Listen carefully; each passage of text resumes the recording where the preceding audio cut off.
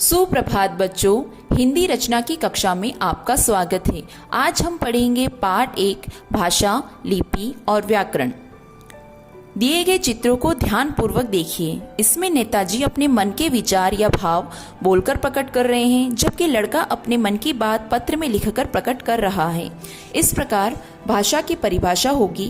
भाषा वह साधन है जिसके द्वारा आप अपने मन के भावों और विचारों को बोलकर या लिखकर दूसरों के सामने प्रकट करते हैं और दूसरों के भावों और विचारों को सुनकर या पढ़कर समझ लेते हैं। इस परिभाषा के आधार पर भाषा के दो रूप दृष्टिगत होते हैं। एक मौखिक या कथित भाषा, जिसमें हम अपने विचारों को बोलकर प्रकट करते हैं और दूसरे लोग उसे सुनकर समझते हैं, यह भाषा का मौखिक रूप होता है। दूसरा है लिखित भाषा, जिसमें हम अपने विचार लिखकर प्रकट करते हैं और दूसरे लोग उसे पढ़कर समझते हैं, यह भाषा का लिखित रूप है। मौखिक भाषा को सीखना नहीं पड़ता, जबकि लिखित भाषा को सीखना पड़ता है। कभी कभी संकेतों के द्वारा भी मन की बात प्रकट की जाती है, जिसे हम सांकेतिक भाषा कहते हैं। प्रत्येक देश की अपनी एक भाषा होती है जिसे देश के निवासी बोलते हैं, लेकिन भारत देश की स्थिति अन्य देशों से बिल्कुल अलग है।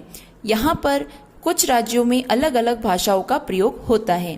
पहले भारतीय संविधान के द्वारा 18 प्रमुख भाषाओं को स्वीकृति प्रदान की गई थी और सन 2003 में इसमें 4 भाषाएं और जोड़ दी गई। इसलिए अब संविधान द्वारा मान्यता प्राप्त भारतीय भाषाओं की संख्या 22 हो गई है, परंतु अभी तक किसी भी भाषा को राष्ट्रभाषा का दर्जा प्राप्त नहीं है।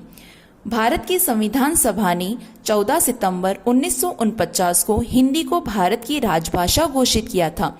इसीलिए प्रतिवर्ष 14 सितंबर को पूरे देश में हिंदी दिवस मनाया जाता है। अब हम बात करते हैं मातृभाषा की।